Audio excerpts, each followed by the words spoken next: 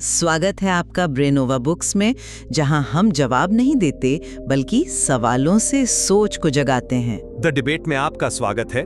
आज की चर्चा एक ऐसे सवाल पर केंद्रित है जो हम सब कभी न कभी शायद किसी खामोश रात में या आईने में देखते हुए खुद से पूछते हैं, कोई हमसे प्यार क्यों करेगा? ये एक ऐसा सवाल है जो सिर्फ रिश्तों के बारे में नहीं बल्कि हमारे होने के, हमारे वजूद से जुड़ा है।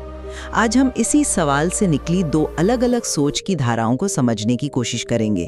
क्या प्यार पाने के लिए हमें कुछ खास, कुछ काबिल बनना पड़ता है, या प्यार बिना किसी कारण के, बिना किसी शर्त के होना चाहिए? मैं ये पक्ष रखूंगी कि प्यार की नींव असल में काबिलियत और आत्ममूल्य पर ही टिकी होती है। ये कोई आदर्शवादी ख्याल नहीं बल्कि एक व्यावहारिक सच्चाई है। और मेरा मानना है कि सच्चा प्यार इन शर्तों और काबिलियत की दुनिया से कहीं परे है। ये किसी की उपलब्धियों का इनाम नहीं बल्कि किसी के वजूद की एक गहरी समझ और स्वीकृति है। तो मैं अपनी बात शुरू करती हूँ। देखिए, हम सब इस ख्याल को पसंद करते हैं कि प्यार बस हो जाता है, किसी जादू की तरह।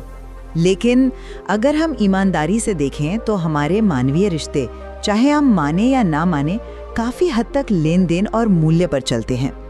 लोग स्वाभाविक रूप से उन इंसानों की तरफ खींचते हैं जो उनकी जिंदगी में कोई सकारात्मक मूल्य, कोई वैल्यू लाते हैं। रीच कर रहे हैं। करियर क्या है, शौक क्या है, सोच कैसी है, ये सब क्या है? ये एक तरह से मूल्य का आंकलन ही तो है। और ये मूल्य कुछ भी हो सकता है। एक सफल करियर जो सुरक्षा का एहसास दे, आत्मविश्वास से भरी शख्सियत जो प्रेरणा दे, या फिर एक शांत स्वभाव जो सुकून दे। आत्मविश्वास और आत्ममूल्य ही तो आकर्षण की असली जड़ हैं। जब कोई इंसान खुद अपनी इज्जत करता है, अपने ऊपर काम करता है, तो वो एक चुंबक की तरह बन जाता है। दुनिया जरूरत और एक हद तक फायदे के सिद्धांत पर ही चलती है। जब लोगों की प्राथमिकताएं बदलती हैं, तो रिश्ते भी उसी के हिसाब से या तो ढलते हैं या टूट जाते हैं। इसीलिए मेरा मूल विश्वास ये है, अगर आप खुद को ही पसंद नहीं करती, तो कोई और आपसे प्यार क्यों करेगा? आत्मप्रेमी दूसरों से प्रेम पाने का पहला और सबसे जरूरी कदम है। आप जिसे रिश्तों का व्यवहारिक सच कह रहे हैं, मैं उसे प्यार की सबसे दुखद परिभाषा मानता हूँ। वो एक बाजार जैसा लगता है, जहाँ हर कोई अपनी वैल्यू का टैग लगाकर खड़ा है और सबसे अच्छी बोली लगने का इंतजार कर रहा है। ये एक सौदा है, प्यार नहीं, बिल्कुल नहीं। सच्चा प्यार किसी की खूबियों या उपलब्धियों की लिस्ट देखकर नहीं होता। अगर ऐसा होता तो उस बच्चे का क्या जिसे अभी दुनिया में कुछ साबित करना बाकी है? उस बुजुर्ग का क्या जिसकी सारी उपलब्धियां अब अतीत का हिस्सा हैं? या उस इंसान का क्या जो किसी मानसिक या शारीरिक चुनौती से गुजर रहा है, जो समाज की काबिलियत की दौड़ में पीछे रह गया है? क्या ये लोग प्यार के हकदार नहीं हैं? प्यार हर इंसान का बुनियादी अधिकार होना चाहिए, उसकी काबिलियत का प्रमाण पत्र नहीं। अगर प्यार शर्तों पर आधारित है कि तुम सफल होगे तो मैं प्यार करूंगा, या तुम आत्मविश्वासी हो इसलिए मैं तुम्हारे साथ हूं, तो ये तो एक सौदा है जो बेहतर विकल्प मिलते ही टूट जाएगा। और आप जिस माँ के प्यार की बात करती हैं, वो कोई अपवाद नहीं है, बल्कि प्यार का सबसे शुद्ध रूप है। वो हमें सिखाता है कि किसी को सिर्फ उसके होने के लिए चाहा जा सकता है। मेरा मूल विश्वास ये है, प्यार किसी कारण से नहीं बल्कि गहरी समझ और स्वीकृति से पैदा होता है। मैं समझती हूँ कि आपका दृष्टिकोण कहाँ से आ रहा है। ये बहुत मानवीय और सुनने में बहुत सुंदर भी लगता है। लेकिन आपके बिना शर्त प्यार का विचार असल जिंदगी में, खासकर दो वयस्कों के रोमांटिक रिश्ते में कहाँ तक मुमकिन है? रोमांटिक रिश्तों की नींव कहीं ना कहीं आकर्षण पर होती है, और आकर्षण गुणों से ही पैदा होता है, चाहे वो बुद्धिमत्ता हो, हास्य हो या मध्वाकांक्षा हो। आप माँ के प्यार का उदाहरण दे रहे हैं, वो एक जैविक और भावनात्मक बंधन है। उसकी तुलना किसी और रिश्ते से करना शायद सही नहीं। लेकिन दो वयस्कों के बीच का रिश्ता आपसी सम्मान और बराबरी पर टिकता है।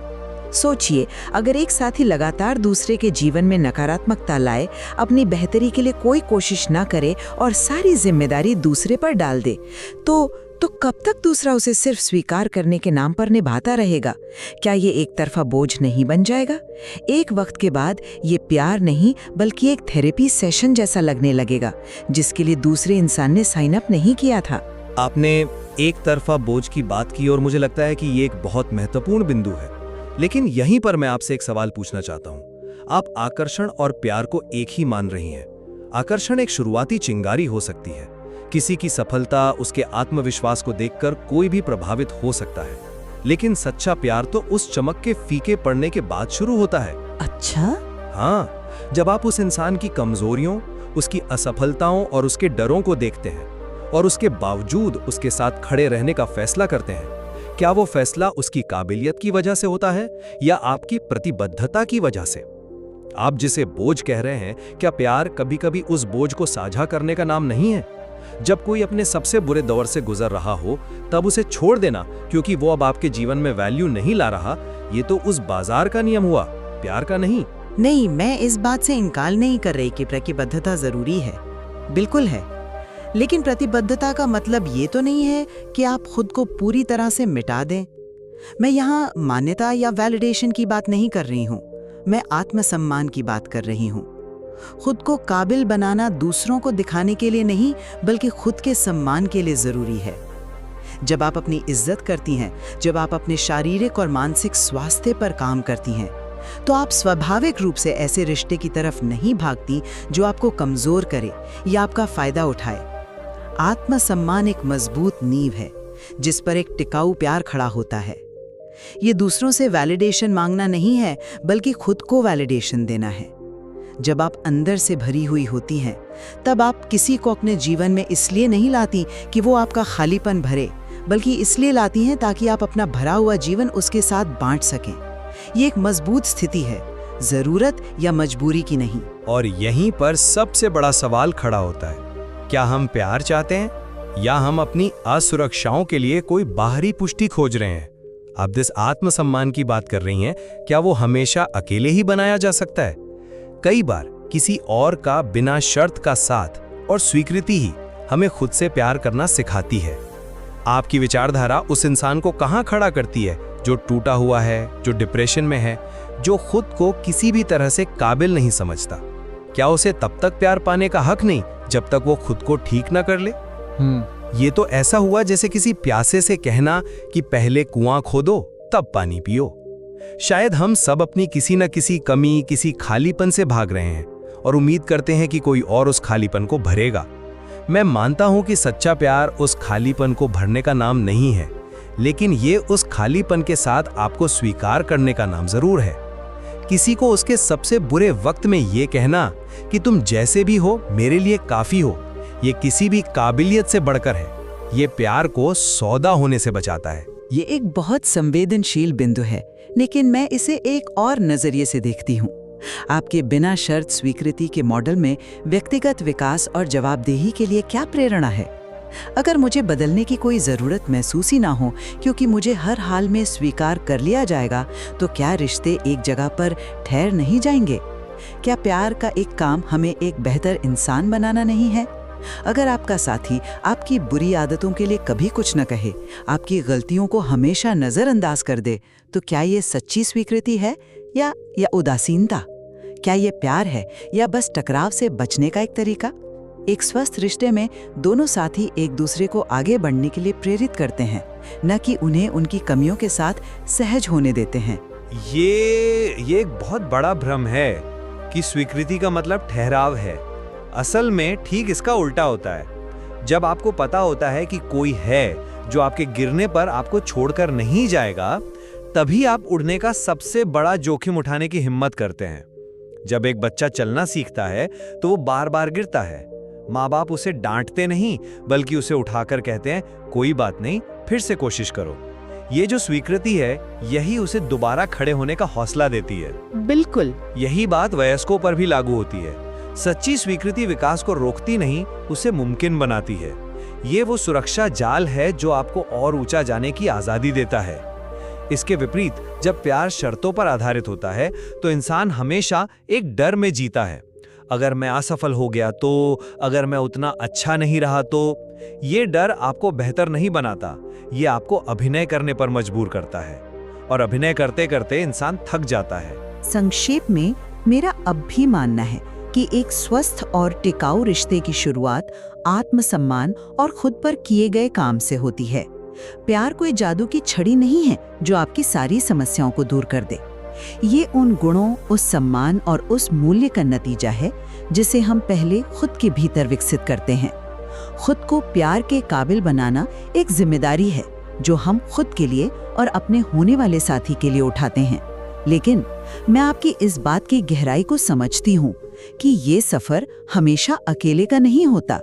हमें खुद पर काम करना होगा, लेकिन शायद किसी का साथ उस काम को आसान और ज्यादा मायनेखेज बना देता है। समझ और स्वीकृति है, खासकर तब जब कोई अपनी सबसे बुरी स्थिति में हो, जब उसे लगे कि उसमें प्यार करने जैसा कुछ बचा ही नहीं है। किसी को उसकी कमियों और असफलताओं के बावजूद चाहना ही असली प्यार है। पर हाँ, अगर वो स्वीकृति हमें खुद की ही नजर में गिरा दे या हमें अपनी जिम्मेदारियों से भागने का बहाना दे, तो वो प्यार नहीं, शायद निर्भरता बन जाती है। क्योंकि अगर ये खालीपन से भागना है तो दूसरा इंसान प्यार नहीं, बस एक दवा बनकर रह जाता है। बिल्कुल। और यहीं पर आकर आप देखिए, रिश्ते जहरीले होने लगते हैं।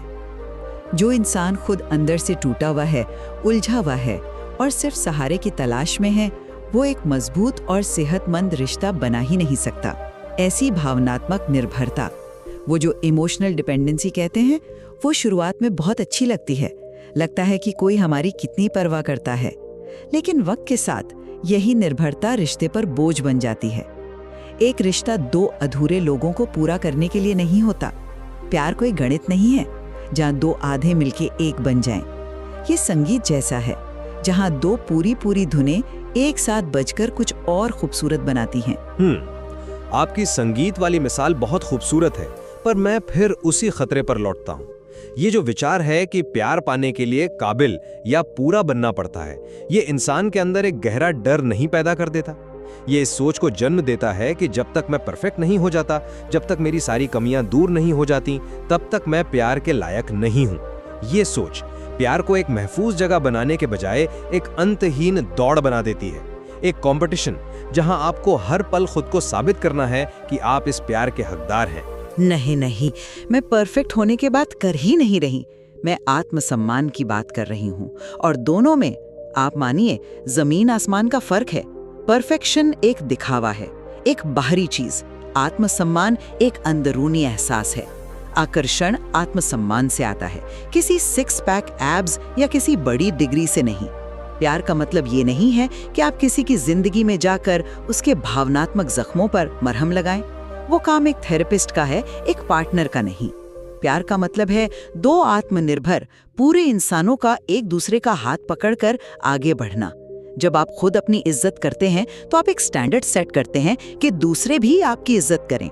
आप एक संदेश देते हैं कि मेरी एक कीमत है। ये सुनने में बहुत अच्छा और आदर्श लगता है, लेकिन असल जिंदगी की हकीकत इससे बहुत अलग है। जब किसी को कोई छोड़कर जाता है, जब कोई रिश्ता टूटता है, तो सबसे पहला सवाल जो दिमाग में हथौड़े की तरह बजता है वो यही होता है, मुझ में क्या कमी थी। ये एक बहुत स्वाभाविक इंसानी एहसास है, और यही एहसास लोगों को मजबूर करता है कि वो खुद को बदलें ताकि अगली बार उन्हें कोई कबूल कर ले। ये दिखाता है कि हम प्यार को बाहरी मान्यता से कितना ज्यादा जोड़ते हैं। हम सोचने लगते हैं कि अगर मैं शायद थोड़ा और कामयाब होता, थोड़ा और मजेदार होता, या शायद थोड़ा बेहतर दिखता तो मुझे प्यार मिल जाता। मैं इस बात से इनकार नहीं कर रही कि ऐसा होता है, पर ये जज्बाती तौर पर शायद कच्चे होने की निशानी है। एक भावनात्मक रूप से सुलझा हुआ इंसान जानता है कि किसी का चले जाना सिर्फ उसकी कमी नहीं, बल्कि सामने वाले की जरूरतें, उसकी टाइमिंग और हजारों दूसरी वजहों का नतीजा हो सकता है। देखिए, जो इंसान जज्बाती तौर पर सुलझा हुआ है ना, उसके लिए प्यार कोई जरूरत नहीं बल्कि एक साझेदारी है, एक शेयरिंग है। जब आपके पास खुशी और सुकून का एक मजबूत जरिया पहले से होता है, तब आप उसे किसी के साथ बांटना चाहते हैं, न कि किसी और से अपनी खुशी की भीख मांगते हैं। जो इंसान खुद से भाग रहा है, जो अपने अकेलेपन के साथ दो पल बैठ नहीं सकता, वो प्यार को पकड़कर भी उसे खो देगा, क्योंकि वो रिश्ते में प्यार नहीं बल्कि अपने डर के लिए एक ढाल ढूंढ रहा है। लेकिन इस तथाकथित भावनात्मक परिपक्वता तक पहुंचने का रास्ता क्या है?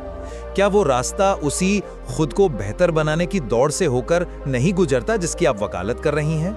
मुझे ऐसा लग रहा है कि आपके सारे तर्कों का निचोड़ यही है कि प्यार एक तरह का इनाम है जिसे कमाया जाता है। तो क्या हम इसे मान लें? और अगर ये आत्मसुधार की एक लंबी और मुश्किल प्रक्रिया से मिलता है, तो इसमें हर्ज क्या है? मुझे लगता है कमाना शब्द नहीं, शायद कमाना सही शब्द नहीं है। ये आकर्षित करने जैसा है। आप अपनी ऊर्जा से, अपने आत्मसम्मान से, अपनी पॉजिटिविटी से सही इंसान को अपनी ओर खींचते हैं। ये कोई इनाम नहीं है जो आपको किसी मेहनत के बदले में मिला है। ये एक स्वाभाविक नतीजा है। जैसे एक फूल जब पूरी तरह खिलता है तो मधुमक्खी खुद ब खुद उसकी तरफ खिंची चली आती है। फूल मधुमक्खी के लिए नहीं खिलता, वो अपने लिए खिलता है। जब आप खुद पर काम करते हैं तो आप न सिर्फ अपने लिए बेहतर होते हैं, बल्कि अनजाने में दूसरों के लिए भी एक बेहतर साथी बन जाते हैं। इसमें गलत क्या हो सकता है? खतरा तब पैदा होता है जब हम प्यार कमाने या उसे आकर्षित करने के लिए अपनी असलियत को नकारने लगते हैं और एक मुखौटा पहनने लगते हैं। जब हम वो बनने की कोशिश करते हैं जो हम नहीं हैं, सिर्फ इसलिए ताकि कोई हमें पसंद कर ले, तब सवाल ये उठता है कि क्या हम सच में प्यार पा रहे हैं या हम खुद को खोकर सिर्फ किसी और की स्वीकृति, किसी और का अप्रूवल खरीद रहे हैं? क्या वो इंसान हमसे प्यार कर रहा है या हमारे उस मुखौटे से, जिसे हमने बड़ी मेहनत से दुनिया को दिखाने के लिए बनाया है? और वो मुखौटा हम कब तक पहने रख सकते हैं? एक दिन तो वो उतरेगा, और उस दिन क्या होगा? ये एक बहुत ज़रूरी और जायज़ सवाल है, और यहीं पर बात फिर से घूम फिरकर आत्ममूल्य पर आ जाती है। जो इंसान अपना मूल्य समझता है, उसे मुखौटा पहनने की ज़रूरत नहीं पड़ती। वो अपनी कमियों और खूबियों के साथ खुद को स्वीकार करता है और जानता है कि वो जैसा है वैसा ही प्यार पाने का हकदार है।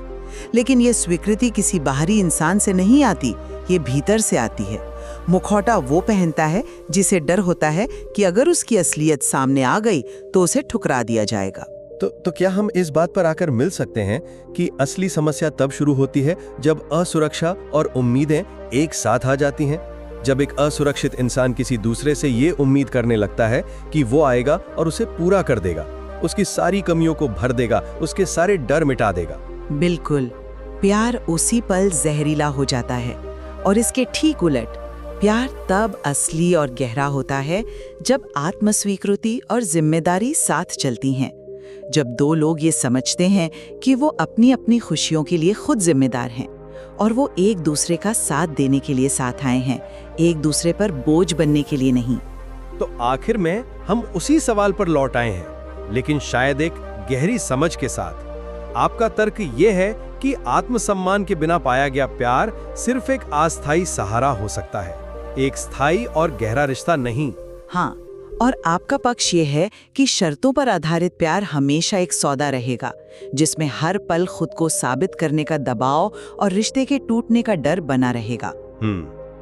इस चर्चा से ये तो साफ है कि इस सवाल का कोई एक सीधा साधा जवाब नहीं है।